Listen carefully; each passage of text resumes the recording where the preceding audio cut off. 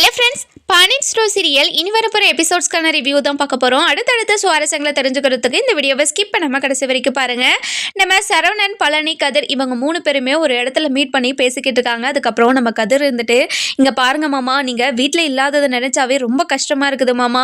எந்த விஷயமா இருந்தாலும் உங்ககிட்ட தான் நாங்கள் ஷேர் பண்ணுவோம். ஆனால் இப்போது நீங்கள் இல்லாததை நினச்சாவே ரொம்ப கஷ்டமாக இருக்குது மாமா அப்படின்னு பழனிக்கிட்ட சொல்லவும், இங்கே பாருங்கடா மாப்பிள்ளைங்களா, எனக்கும் ரொம்ப கஷ்டமாக தான் இருக்குது. என்ன பண்ணுறது, அக்காவும் மச்சானும் என்னை பார்த்தாவே ரொம்ப கோவப்படுறாங்களே. இங்கே பாருடா சரவணா, உன்னோட வாழ்க்கையில் இப்படி ஒரு பிரச்சனை வரும்னு நினச்சி கூட பார்க்கலடா.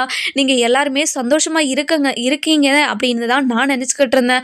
ஆனால் இப்படி ஒரு பிரச்சனை வந்து உங்களை எல்லாருமே ஆட்டி படிக்கணும்னு நினச்சி கூட பார்க்கலடா. இங்கே பாரு சரவணா, உன்னோட வாழ்க்கை கண்டிப்பாக மாறும், நீ கவலையே படாத. யாருமே இந்த உலகத்தில் சந்தோஷமாக இருக்க முடியாத அளவுக்கு நீ சந்தோஷமாக மாறுவ. உன்னோட நல்ல மனசுக்கு இதெல்லாம் நடக்கும்டா சரவணா, நீ கவலைப்படாதடா அப்படின்னு பழனி ஒரு பக்கம் சரவணன் கிட்ட சொல்லவும், இங்கே பாருங்க மாமா, என்னோட வாழ்க்கை இனிமேல் இப்படி தான் இருக்க போகுது, இதுக்கு நான் பழகிக்க ஆரம்பிக்கிறேன் மாமா அப்படின்னு ஒரு பக்கம் நம்ம சரவணன் சொல்லவும், இங்கே பாருடா சரவணா, நீ இப்போதைக்கு இப்படி பேசுகிற, இப்போது நீ ரொம்ப கஷ்டத்தில் இருக்க, அந்த கஷ்டத்துலேருந்து வரவே முடியாதுன்னு நினச்சிக்கிட்டு இருக்க, கண்டிப்பாக வெளியே வருவடா, எனக்கு அது தெரியும், உன்னோட நல்ல மனசுக்கு ஒரு நல்ல வாழ்க்கை கிடைக்கும்டா அப்படின்றாங்க. இங்கே பாருங்க மாமா, எனக்கு எந்த வாழ்க்கையுமே தேவையில்லை, நான் மட்டும் எனக்கு போதும்.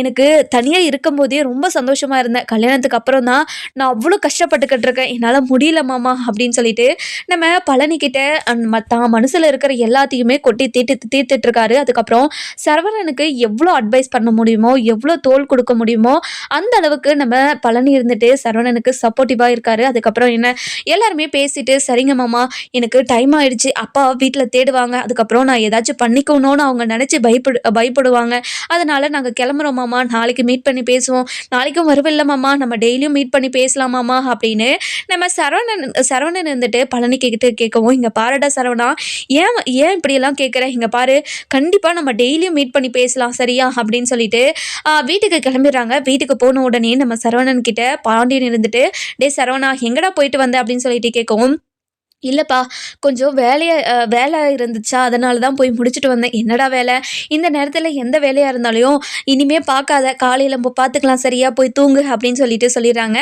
அதுக்கப்புறம் நம்ம சரவணன் போய் தூங்க ஆரம்பிக்கிறாரு. போய் படுத்துக்கிட்டு எவ்வளவோ திங்க் பண்ணிக்கிட்டு இருக்காரு. எந்த வகையில் யோசித்தாலும் மயிலை தன்னால் ஏற்றுக்கவே முடியாது அப்படின்ற நிலைமைக்கு வந்துட்டாரு. அதுக்கப்புறம் இதை இப்படியே விட்டாலும் ஆகாது, நம்ம போயிட்டு நாளைக்கு வேலையாக டிவோர்ஸுக்கு அப்ளை பண்ணிட்டு வந்துடலாம் அப்படின்னு நம்ம சரவணன் யோசிச்சுக்கிட்டே படுக்கிறாரு. அதுக்கப்புறம் நம்ம கதிர் வந்து சரவணன் என்ன தூங்கிட்டாரா இல்லையா அப்படின்னு பார்க்க வராரு. நம்ம சரவணன் கண்ணை தான் மூடிக்கிட்டு இருக்காரு, ஆனால் தூங்கலை. அண்ணன் தூங்கிட்டு இருக்காரு, சரி நம்ம போகலாம் அப்படின்னு நம்ம கதிர் பார்த்துட்டு போயிடுறாரு. அதுக்கப்புறம் என்ன, நம்ம கதிர் இருந்துட்டு ராஜு கிட்டே போய், என்ன ராஜி சாப்பிட்டியா அப்படின்னு சொல்லிட்டு கேட்கவும், இல்லைங்க, நீங்கள் வந்தால் சாப்பிட்டுக்கலான்னு சொல்லிட்டு இன்னும் சாப்பிடாம தான் இருக்கேன். இங்கே பாரு, நான் வரனோ இல்லையோ, உனக்கு பசிச்சா நீ சாப்பிடு, எதுக்காக இப்படி எனக்காக வெயிட் பண்ணிக்கிட்டு இருக்க, இங்கே பாரு, இந்த மாதிரியெல்லாம் பண்ணிட்டு இருக்காத சரியா அப்படின்னு சொல்லவும், இங்கே பாருங்க, வீட்டில் இப்படி ஒரு நிலைமை இருக்கும் போது நான் மட்டும் தனியாக போய் சாப்பிட முடியுமாங்க, அதனால தான் நீங்கள் வந்தால் உங்கள் கூட சேர்ந்து சாப்பிட்லான்னு இருந்தேங்க அப்படின்றாங்க. சரி வா போய் சாப்பிட்லாம் அப்படின்னு சொல்லிட்டு நம்ம கதிர் இருந்துட்டு ராஜை கூட்டிகிட்டு வராங்க. வந்த உடனே அம்மா சாப்பிட்டாங்களா அப்படின்னு சொல்லிட்டே கேட்கவும், இல்லைங்க, யாருமே இப்போது சாப்பிடவே இல்லை, எல்லாரையும் நான் கூப்பிட்டு பார்த்துட்டேன், ஆனால் யாருமே வரமாட்டேன்னு சொல்லிட்டாங்க, நான் என்னங்க பண்ணுறது அப்படின்னு சொல்லிட்டு கேட்கவும், சரி இப்போதைக்கு எல்லாரும் தூங்கியிருப்பாங்க, நம்ம மட்டும் சாப்பிட்டு காலையில் அவங்களுக்கு ஏதாச்சும் நல்ல சாப்பாடு செஞ்சு போடும் சரியா அப்படின்னு சொல்லிட்டு நம்ம ராஜு கிட்ட சொல்லவும், ராஜு இருந்துட்டு சரிங்க, நான் நல்ல சாப்பாடு செஞ்சு போடுறேன் அப்படின்னு நம்ம ராஜு சொல்லவும், அதுக்கப்புறம் என்ன, நம்ம ராஜு கதிரும் நல்லா சாப்பிட்டுட்டு தூங்க ஆரம்பிச்சிடுறாங்க. அடுத்த நாள் காலையில் நம்ம எழுந்த உடனே நம்ம யார், நம்ம கதிர் சரவணன் இருந்துட்டு எழுந்த உடனே டிவோர்ஸ் அப்ளை பண்ணுறதுக்காக அந்த வேலையை பார்க்குறதுக்காக கிளம்பிடுறாரு. அதுக்கப்புறம் என்ன, நம்ம பாண்டியன் இருந்துட்டு காலையிலே சரவணனை தேடவும், சரவணன் வீட்டில் இல்லாததை நினச்சி பயங்கரமாக பயந்துடுறாரு. அதுக்கப்புறம் நம்ம கோமதி கிட்டே கேட்கவும், கோமதி இருந்துட்டு, என்னங்க, எனக்கும் தெரியலங்க, காலையிலேருந்து அவனை நான் பார்க்கவே இல்லை, எங்கே போனால் ஏது போனானே தெரியல, அவனுக்கு ஒரு ஃபோன் பண்ணி பாருங்க அப்படின்னு சொல்லிட்டு சொல்லவும், அதுக்கப்புறம் அப்போ தான் நம்ம பாண்டியனுக்கு ஞாபகமே வருது, ஐயோ ஃபோன் பண்ணணுமே அப்படின்னு சொல்லிட்டு ஃபோனை எடுத்து எடுத்து நம்ம சரவணனுக்கு கால் பண்ணுறாங்க. கால் பண்ண உடனே நம்ம சரவணன் எடுத்து, அப்பா ஒரு சின்ன வேலையை நம்ம வெளியே வந்திருக்காப்பா, நீங்கள் கடைக்கு போயிடுங்க, நான் டேரெக்டாக கடைக்கே வந்துடுறேன் அப்படின்னு நம்ம சரவணன் பாண்டியன் கிட்ட சொல்லவும், சரிடா சரவணா, நீ பத்திரமா இருக்கல்ல, உனக்கு எதுவும் இல்லைல்ல அப்படின்னு சொல்லிட்டு கேட்கவும், அப்பா எனக்கு எதுவும் இல்லைப்பா, நான் ஒரு வேலையை முடிச்சுட்டு கண்டிப்பாக நான் கடைக்கு வந்துடுறேன்ப்பா, நான் வெளியிலே சாப்பிட்டுறேன், எனக்காக நீங்கள் சாப்பிடாமலாம் வராதிங்க, நீங்கள் சாப்பிட்டுட்டு கடைக்கு போங்க, நான் அதுக்குள்ளே நான் கடைக்கு வந்துடுறேன்ப்பா அப்படின்னு சொல்லிட்டு ஃபோனை வச்சுறாங்க. வச்ச உடனே நம்ம பாண்டியன் இருந்துட்டு யோசிச்சுக்கிட்டே இருக்கவும், நம்ம கோமதி இருந்துட்டு, என்னங்க ஆச்சு, சரவணன் எங்கே இருக்கான், சரவணன் நல்லா இருக்கானா, இப்போ சேஃபாக இருக்கானா அப்படின்னு சொல்லிட்டு கேட்கவும், அவன் ஏதோ வேலையை போயிருக்கானா, அப்படியே டேரெக்டாக கடைக்கு வந்துடுறேன்னு சொன்னான் அப்படின்னு சொல்லிட்டு சொல்லவும், இதை கேட்ட நம்ம கோமதிக்கு, கடவுளே, என்னோட பையனை நினச்சி நான் எத்தனை நாள் வருத்தப்பட்டுட்டு இருக்க முடியுமோ தெரியல, என் பையன் வாழ்க்கை எப்போ மாறுமோ கடவுளே, என்னோட பையன் வாழ்க்கையில் ஏதாச்சும் ஒரு நிம்மதியை கொடு கடவுளே அப்படின்னு சொல்லிக்கிட்டு இருக்கவும், அதுக்கப்புறம் நம்ம பாண்டியன் இருந்துட்டு, சரி கோமதி, எனக்கும் டைம் ஆயிடுச்சு, நானும் கடைக்கு கிளம்புறேன், எங்க ஏதாச்சும் சாப்பிட்டுட்டு போங்க அப்படின்னு சொல்லிட்டு சொல்லவும், இங்கே பாரு கோமதி, எனக்கு பசிச்சா நான் வீட்டுக்கு வரேன், வீட்டுக்கு வந்து சாப்பிட்டுட்டு போகிறோம் சரியா அப்படின்னு சொல்லிடுறாங்க. அதுக்கப்புறம் என்ன, நம்ம கோமதி இருந்துட்டு, சரிங்க, நீங்கள் பத்திரமா போயிட்டு வாங்க, உங்களுக்கு சாப்பாடு வேணும்னா சொல்லுங்கள், நான் கதிர்கிட்ட எது கொடுத்து அனுப்புகிறேன் உங்களுக்கும் சரவணனுக்கும் அப்படின்றாங்க. சரி கோமதி, நான் வேணும்னா ஃபோன் பண்ணுறேன் அப்படின்னு சொல்லிட்டு நம்ம பாண்டியன் ஒரு பக்கம் சொல்லிட்டு கிளம்பிடுறாரு. இன்னொரு பக்கம் பார்த்தீங்கன்னா, நம்ம சரவணன் இருந்துட்டு டிவோர்ஸ் அப்ளை பண்ணுறதுக்காக போயிருக்காரு. டிவோர்ஸும் அப்ளை பண்ணிடுறாரு. பண்ண உடனே கொரியர் பண்ணி விட்டுறாரு. இந்த நோட்டீஸ் வந்து நம்ம மயிலுக்கும் போகணும் இல்லையா, மயிலுக்கு போயிட்டு மயிலும் கையெழுத்து போடணும் அப்படின்னு நம்ம சரவணன் அதெல்லாம் அப்ளை பண்ணிட்டு கடைக்கு வராரு. கடைக்கு வந்த உடனே நம்ம சரவணன் இருந்துட்டு ரொம்பவே தயங்கிட்டு வரவும், இதை பார்த்த பாண்டியன் இருந்துட்டு, டே சரவணா, எங்கடா போயிட்டு இருந்த, இவ்வளோ நேரமாக ஆளவே காணோம், நீ சீக்கிரமா வந்துடுறதானே சொன்னேன், இப்போ என்ன வேலை உனக்கு, என்ன வேலையா நீ போயிட்டு இருந்த அப்படின்னு சொல்லிட்டு கேட்கவும், அப்பா நான் டிவோர்ஸ் அப்ளை பண்ணுறதுக்காக போயிருந்தேன்ப்பா, இங்கே பாருங்கப்பா, நான் மயிலுக்கு டிவோர்ஸ் அப்ளை பண்ணிட்டேன்ப்பா, இன்னும் கொஞ்ச நாளில் ஹியரிங் வந்ததும் கோர்ட்டுக்கு போயிட்டு எல்லா விஷயத்தையும் சொல்லி எனக்கு நான் டிவோர்ஸ் அப்ளை பண்ண போகிறேன்ப்பா அப்படின்னு பயங்கர கோவமாக நம்ம சரவணன் இருந்துட்டு சொல்லவும், இதை கேட்ட பாண்டியன் இருந்துட்டு பயங்கரமாக ஷாக் ஆயிடுறாங்க. டே சரவணா, என்னடா சொல்கிற, நீ சொல்கிறதெல்லாம் கேட்டால் என்னால் நம்பவே முடியலடா அப்படின்னு சொல்லிட்டு சொல்லவும், இங்கே பாருங்கப்பா, என்னால் இனிமேல் அவள் கூடலாம் வாழ முடியாது, நானும் எவ்வளவோ யோசித்து பார்த்துட்டேன், எந்த வகையிலும் அவள் கூட சேர்ந்து வாழணும்னு எனக்கு தோணவே மாட்டேங்குதுப்பா, அவள் கூட வாழணும்னு நினச்சாவே நான் செத்து போகணும்னு மட்டும்தான் தோணுது, இப்படி ஒரு வாழ்க்கை எனக்கு தேவையில்லப்பா அப்படின்னு சொல்லிட்டு நம்ம சரவணன் இருந்துட்டு பாண்டியன் கிட்ட சொல்லவும், பாண்டியன் இருந்துட்டு, டே சரவணா, இப்படியெல்லாம் பேசாதடா, ஏன்டா இப்படியெல்லாம் பேசுகிற, உனக்கு டிவோர்ஸ் வேணும்னாலையும் இன்னும் கொஞ்ச நாள் கழிச்சு நம்ம அப்ளை பண்ணியிருந்திருக்கலாம்ல, அவசரமாக எந்த முடிவும் எடுக்கக்கூடாதுடா அப்படின்னு சொல்லிட்டு சொல்லவும், இங்கே பாருங்கப்பா, நான் ரொம்பவே நிதானமாக நிறைய நாள் யோசிச்சு எடுத்த முடிவு தான்ப்பா இது, உங்ககிட்ட நான் சொல்லாமல் இருந்த நாட்களெல்லாம் நினச்சி பார்த்தாவே எனக்கு அவ்வளோ கஷ்டமாக இருக்குது, அவ்வளோ வேதனையை அனுபவிச்சுக்கிறேன்ப்பா நான் அப்படின்னு சொல்லிட்டு நம்ம சரவணன் இருந்துட்டு மனசுக்குள்ளே இருக்கிறதெல்லாம் பாண்டியன் கிட்டே சொல்லிக்கிட்டு இருக்காங்க. இன்னொரு பக்கம் பார்த்தீங்கன்னா, கொரியர் பாய் இருந்துட்டு நம்ம மயில் வீட்டுக்கு போகிறாங்க. மயில் வீட்டுக்கு போன உடனே கதவை தட்டுறாங்க. மா, கொரியர் வந்திருக்குமா அப்படின்னு சொல்லிட்டு சொல்லவும், வீட்டில் இருக்கிற எல்லாருமே வராங்க. வந்த உடனே நம்ம பாக்கியம் இருந்துட்டு அந்த லெட்டரை வாங்குறாங்க. யாருக்கு வந்திருக்கு இந்த லெட்டர் அப்படின்னு சொல்லிட்டு கேட்கவும், மயில்ன்றவங்களுக்கு வந்திருக்கு அப்படின்றாங்க. மயிலுக்கா, என்ன லெட்டராக இருக்கும் அப்படின்னு சொல்லிட்டு கையெழுத்து போட்டுட்டு வாங்குறாங்க. வாங்கிட்ட உடனே நம்ம போஸ்ட்மேனோ கிளம்பிடுறாரு.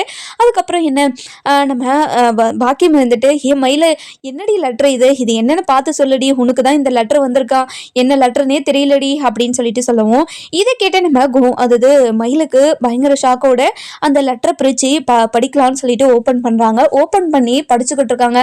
படித்த உடனே நம்ம மயிலுக்கு பொலன்னு கண்ணில் தண்ணி வந்துக்கிட்டே இருக்குது. இதை பார்த்து நம்ம பாக்கியத்துக்கு பயங்கரமாக ஒரு மாதிரி ஷாக்கிங்காக, ஏய் என்னடி ஆச்சு, எதுக்காகடி அழுற, என்ன இருக்குது அந்த லெட்டரில் அப்படின்னு சொல்லிட்டு கேட்குவோம்மா, என்னால் முடியலம்மா அப்படின்றாங்க. ஏய் என்னடி ஆச்சு, எதுக்காக அழுதுகிட்டு இருக்க, இங்கே பாரு, எதாக இருந்தாலும் சொல்லுடி, அம்மா பார்த்துக்கிறேன் அப்படின்னு சொல்லிட்டு சொல்லுவோம்மா, எனக்கு டிவோர்ஸ் நோட்டீஸ் அனுப்பியிருக்காங்கம்மா, இனிமேல் என்னால் அந்த வீட்டுக்கு போக முடியாதில்ல, உண்மையாகவே என்ன அந்த வீட்டை விட்டு துரத்திட்டாங்கல்லம்மா, அந்த வீட்டுக்கும் எனக்கும் எந்த சம்மந்தமும் இல்லைன்னு ஆயிடுச்சு இல்லைம்மா, இங்கே பாருமா, மாமா சொன்ன மாதிரியே எனக்கு டிவோர்ஸ் நோட்டீஸ் அனுப்பியிருக்காரு அப்படின்னு சொல்லிட்டு அழுதுகிட்டே சொல்லவும், இதை கேட்டு சுடர் இருந்துட்டு, அக்கா என்னக்கா சொல்ற அப்படின்னு சொல்லிட்டு கேட்கவும், ஆமாடி, இங்க பாரு சுடர், உன்னோட மாமா எனக்கு டிவோர்ஸ் நோட்டீஸ் அனுப்பிட்டாரு, உன்னோட மாமாக்கும் எனக்கும் இனிமே எந்த சம்மந்தமும் இல்லைன்னு எனக்கு டிவோர்ஸ் நோட்டீஸ் அனுப்பிட்டாருடி அப்படின்னு சொல்லிட்டு சொல்லவும், இதை கேட்ட நம்ம கோமதிக்கு, அதாவது பாக்கியத்துக்கு பயங்கரமான ஒரு மாதிரி என்ன பண்றது என்ன பேசுறதுன்னு தெரியாம ஒரு மாதிரி ஷாக்கிங்கா நின்றுட்டு இருக்காங்க. இங்க பாருடி, யாரை கேட்டு அவங்க டிவோர்ஸ் நோட்டீஸ் அனுப்பினாங்களாம்,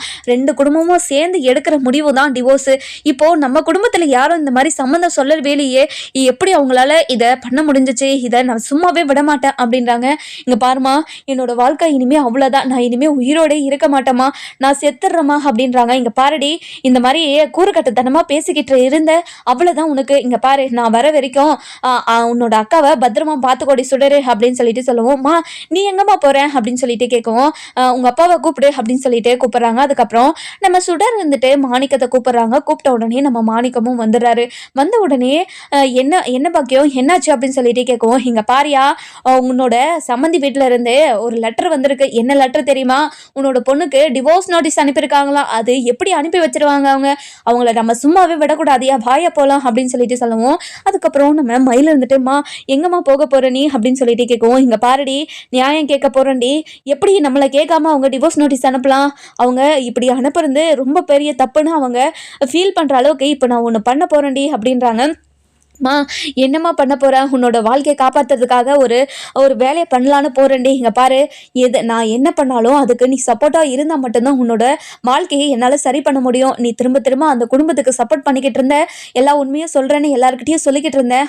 அவ்வளோதான் உன்னோட வாழ்க்கை அம்போன்னு போயிடும். அப்புறமா நீ நடுத்தருவில் தான் நிற்கணும். நீ எதுவுமே பேசாமல் நான் பண்ணுறதை மட்டும் பார்த்துக்கிட்டு அப்படின்னு சொல்லிட்டு நம்ம பாக்கி மறந்துட்டு மாணிக்கத்தை கூப்பிட்டுட்டு ஒரு ஆட்டோ ஏறி கிளம்பிடுறாங்க. அதுக்கப்புறம் நம்ம சுடர்கிட்ட நம்ம மயில் இருந்துட்டு, என்ன சுடரு, உன்னோட அக்கா வாழ்க்கை அவ்வளோதான் சுடரு, இனிமேல் நீ அப்பா அம்மாவை பேச்சு கேட்டு உன்னோட வாழ்க்கையை நீ நாசமாய்க்க, அதை உன்னோட வாழ்க்கையில் என்னென்ன பிரச்சனை இருக்குது என்ன ஏதுன்னு எல்லாத்தையும் மாப்பிள்ளை வீட்டில் சொல்லி அதுக்கப்புறம் நீ கல்யாணம் பண்ணிக்கோ, சரியா? அப்போ தான் உன்னோட வாழ்க்கையே நல்லாயிருக்கும்.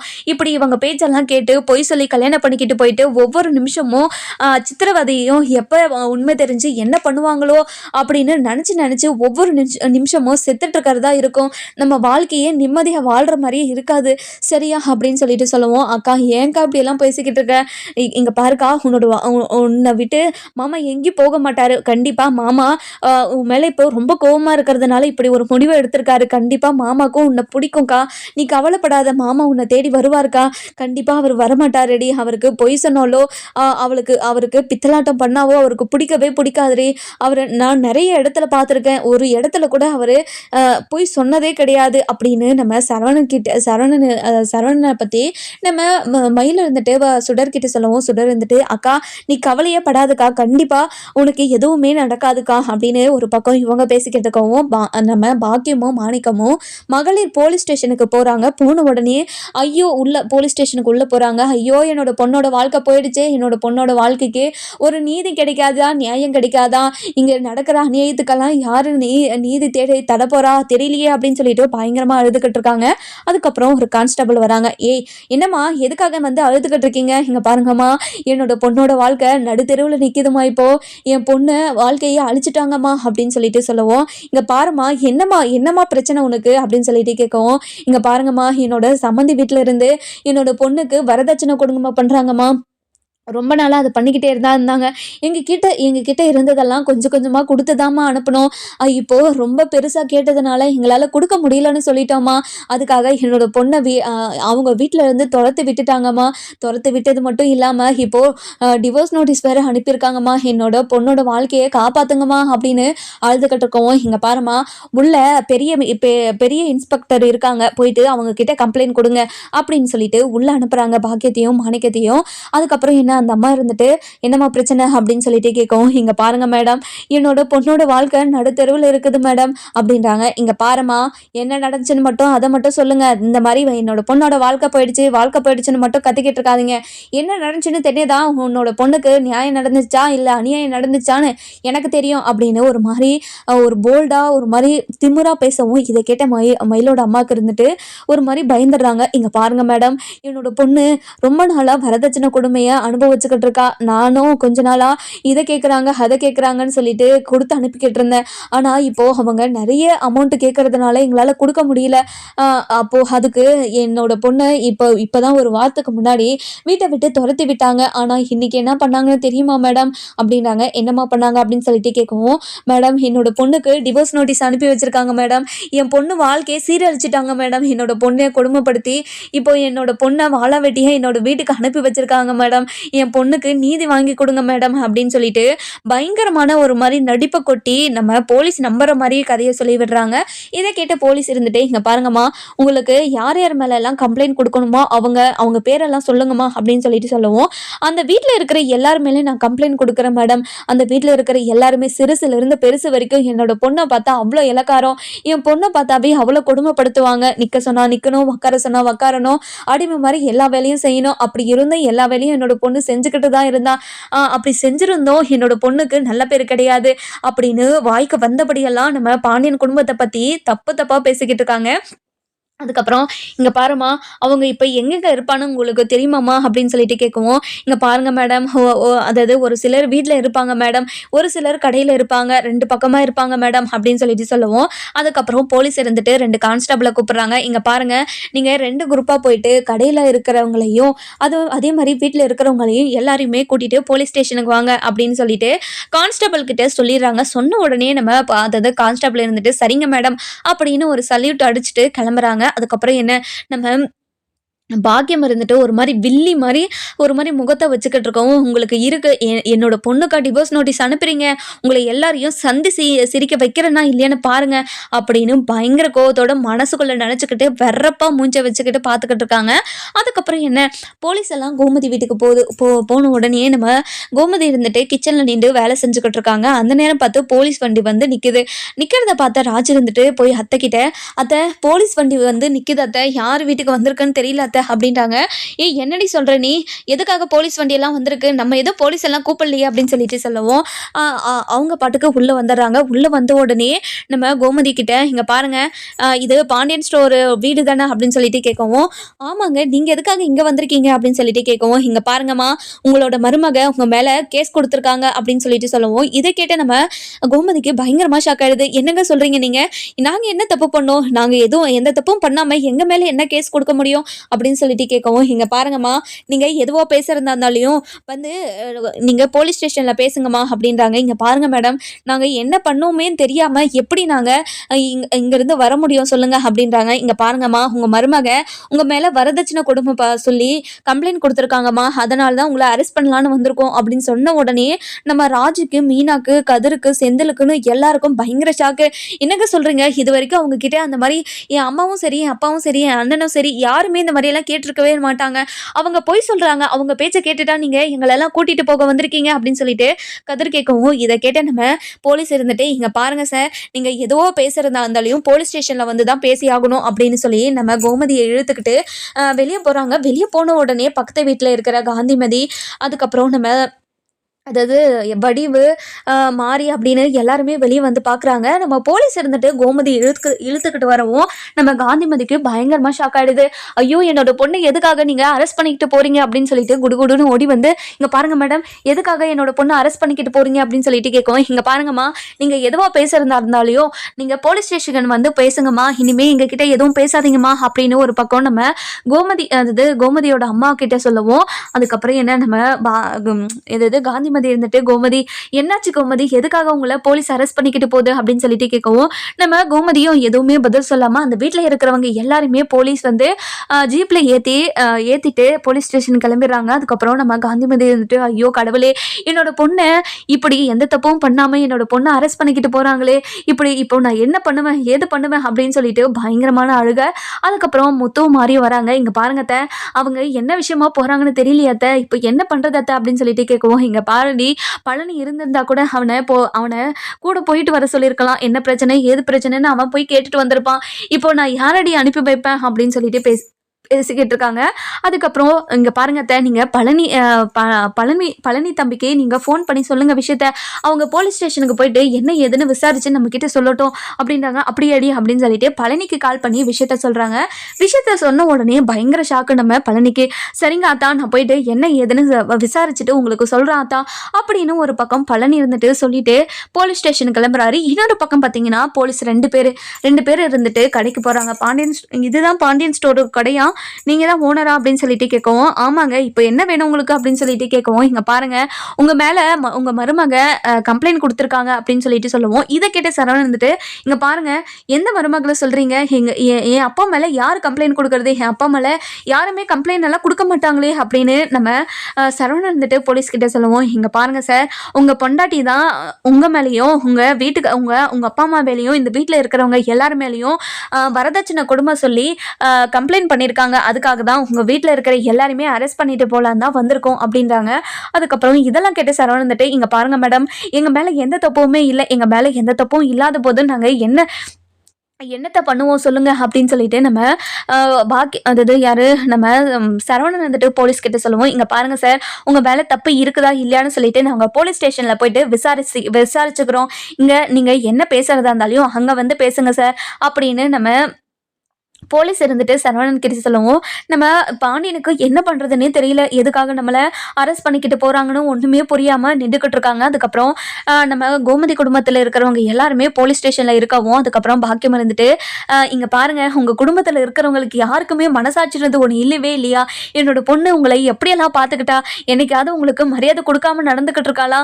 இப்படி இருக்கும்போது என்னோட பொண்ணை வீட்டை விட்டு துரத்திட்டு இப்போ டிவோர்ஸ் நோட்டீஸ் வேற அனுப்பி வச்சிருக்கீங்களே, உங்களுக்கெல்லாம் மனசாட்சின்றது ஒன்று இல்லவே இல்லையா அப்படின்னு கேட்கவும், இது கேட்ட கோமதிக்கு பயங்கரமா ஷாக் ஆயிடுது. என்ன டிவோர்ஸ் நோட்டீஸா?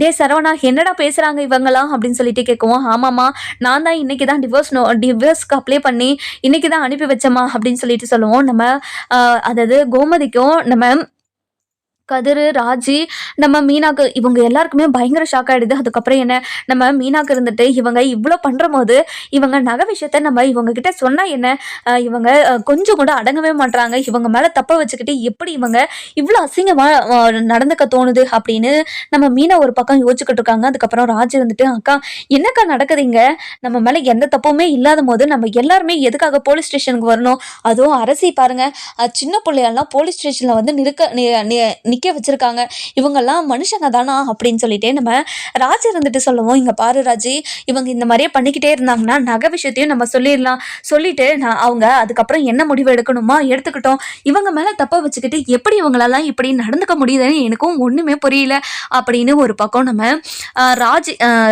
ராஜும் மீனாவும் பேசிக்கிட்டு இருக்காங்க. அதுக்கப்புறம் இதெல்லாம் கேட்டுட்டு இருந்த நம்ம கோமதி இருந்துட்டு, மீனா என்னென்ன நடக்குது இங்க நடக்கிறதெல்லாம் பார்த்தா எனக்கு தலையே சுத்துதுடி அப்படின்னு சொல்லிட்டு பேசிக்கிட்டு இருக்காங்க. அதுக்கப்புறம் போலீஸ் இருந்துட்டு, இங்க பாருங்கம்மா, உங்க மேல எல்லார் மேலேயும் வரதட்சணை கொடுமை பண்றீங்கன்னு சொல்லிட்டு உங்க மருமக எங்களுக்கு கம்ப்ளைண்ட் கொடுத்துருக்காங்க. இங்க பாருங்க எதுக்காக உங்க மருமக கிட்ட வரதட்சணை கொடுமை பண்றீங்க, நீங்க அப்படி பண்ற ஆள் மாதிரியே தெரியலையே, எதுக்காக இப்படி எல்லாம் பண்றீங்க அப்படின்னு சொல்லிட்டு நம்ம போலீஸ் இருந்துட்டு பாண்டியன் குடும்பத்தை பார்த்து கேட்கவும், நம்ம கோபதி இருந்துட்டு, இங்க பாருங்க மேடம், நாங்க இந்த குடும்பத்தில் இருக்கிறவங்க கிட்ட வரதட்சணை கேட்டு நாங்க கொடுமைலாம் பண்ண கிடையாது, இந்த குடும்பத்தில் இருக்கிறவங்க தான் ஏகப்பட்ட பொய் சொல்லி எங்க குடும்பத்துக்கு என்னோட பையனுக்கு கல்யாணம் பண்ணி வச்சுட்டாங்க, இது தெரிஞ்சதுனால தான் இவ பொண்ணை நாங்க அவங்க வீட்டுக்கு அனுப்பி வச்சோம், இப்போ அவளோட பொண்ணை வீட்டுக்குள்ள சேர்த்துக்கணுன்றதுக்காக எவ்வளவு பெரிய நாடகம்லாம் ஆடிக்கிட்டு இருக்காங்க, இவங்கெல்லாம் நம்பாதீங்க அப்படின்னு நம்ம கோமதி ஒரு பக்கம் சொல்லவும், இதை கேட்ட நம்ம சரவணன் வந்துட்டு, இங்க பாருங்க மேடம், என்னோட அம்மா சொன்னது உண்மைதான்,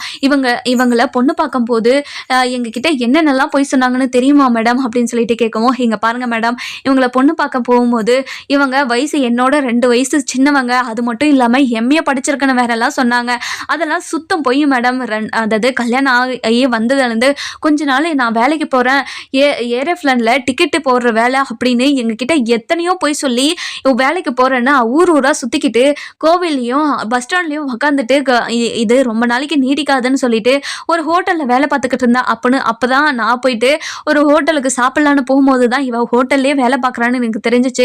அப்போதான் மேடம் சரி சர்டிஃபிகேட் தொலைஞ்சிருச்சுன்றதுனால தான் இவ இப்படியெல்லாம் வேலை பார்க்குறான்னு சொல்லிட்டு அவளை காலேஜுக்கு கூட்டிகிட்டு போய் ஒரு டூப்ளிகேட் சர்டிஃபிகேட்டை எடுத்து கொடுக்கலாம் அப்படின்னு காலேஜுக்கு கூட்டிகிட்டு போனோம் மேடம், அங்கே வச்சு தான் நான் 12th தான் படிச்சிருக்கேன்னு அப்படின்னு இவங்க மக சொன்னா மேடம், அப்போ இருந்து என் நம்பிக்கையவே உடைச்சிட்டாங்க மேடம், அப்போ இருந்து ஒவ்வொரு விஷயமா போய் சொல்லிக்கிட்டே இருக்காங்க மேடம் அப்படின்னு சொல்லிட்டு சொல்லுவோம். இதை கேட்ட பாக்கியம் இருந்துட்டு, ஐயோ எவ்வளோ பொய் சொல்றாங்க பாடுங்க மேடம், நாங்க என்னோட பொண்ணு 12th தான் படிச்சிருக்கு. அது மட்டும் இல்லாம, இவங்க பையன விட 2 வயசு பெரியவங்க தான்னு சொல்லிட்டு ஏற்கனவே இந்த குடும்பத்தில இருக்கிறவங்க எல்லாருக்கும் தெரியும்.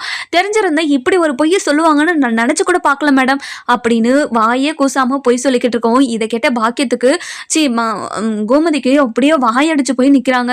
இப்படியும் ஒரு பொம்பள இருக்குமா நாட்ல அப்படின்னு நம்ம கோமதி இருந்துட்டு பயங்கர அதிர்ச்சியில பார்த்துக்கிட்டு இருக்காங்க. அதுக்கப்புறம் என்ன நம்ம கோமதி இருந்துட்டு, இங்க பாருங்க மேடம், இந்த இந்த அம்மா சொல்றதெல்லாம் நீங்க நம்பவே நம்பாதீங்க மேடம் அப்படின்னு சொல்லிட்டு சொல்லுவோம். அதுக்கப்புறம் என்ன நம்ம சரவணன் வந்துட்டு, இங்க பாருங்க மேடம், பத்திரிக்கை பாருங்க, பத்திரிக்கையில என்ன போட்டிருக்குன்னு மட்டும் பாருங்க, எம்ஏ படிச்சிருக்குன்னு சொன்னாங்கல்ல, ஆனா இவங்க பொண்ணு 12th தான் படிச்சிருக்கு அப்படின்னு சொல்லிட்டு சொல்லுவோம். அதுக்கப்புறம் என்ன நம்ம பாக்கியம் இருந்துட்டு, இங்க பாருங்க மேடம், நாங்க 12th தான் படிச்சிருக்கோம்னு சொன்னோம். ஆனா இவங்க குடும்ப கௌரவத்துக்காக இப்படி நாங்க எம்ஏ பொண்ணு படிச்சுக்கிறதா போட்டுக்கிறோம் அப்படின்னு எங்ககிட்ட கன்வின்ஸ் பண்ணி கேட்டதுனால தான் நாங்க ஒத்துக்கிட்டோம். இப்போ இவங்களா சொன்ன மாதிரி எப்படி கதையை கட்டிக்கிட்டு இருக்கானு பாருங்க மேடம் அப்படின்னு சொல்லிட்டு வாயை கூசாம பொய் சொல்லிக்கிட்டு இருக்காங்க. அது மட்டும் இல்லாம நம்புற மாதிரி பொய் சொல்லிட்டு இருக்காங்க. இங்க பாருங்க மேடம், இவங்க பொண்ணு எங்கவங்க மேடம், இவங்க பொண்ணு வந்தா எல்லா உண்மையும் உங்களுக்கே தெரியும் அப்படின்னு சொல்லிட்டு சொல்லவும், அதுக்கப்புறம் என்ன இதை கேட்ட போலீஸ் இருந்துட்டு, இங்க பாருங்கம்மா உங்க பொண்ணு எங்கம்மா அப்படின்னு சொல்லிட்டு கேட்கவும், எங்க பொண்ணு வீட்டுல இருக்க மேடம், என் பொண்ணை இவங்க மிரட்டி வச்சிருக்காங்க அப்படின்னு சொல்லிட்டு சொல்றாங்க. இதை கேட்ட நம்ம போலீஸ் இருந்துட்டு, நம்ம மயில் இருந்துட்டு வந்தா நம்ம மயில் யார் பக்கம் பேசுவாங்க, எப்படி பேசுவாங்கன்னு சொல்லிட்டு நம்ம வர எபிசோட்ல பார்க்கலாம். இந்த வீடியோ உங்களுக்கு பிடிச்சிருந்தா லைக் பண்ணுங்க, சப்ஸ்கிரைப் பண்ணுங்க, மறக்காம பெல் ஐகானையும் கிளிக் பண்ணிக்கோங்க.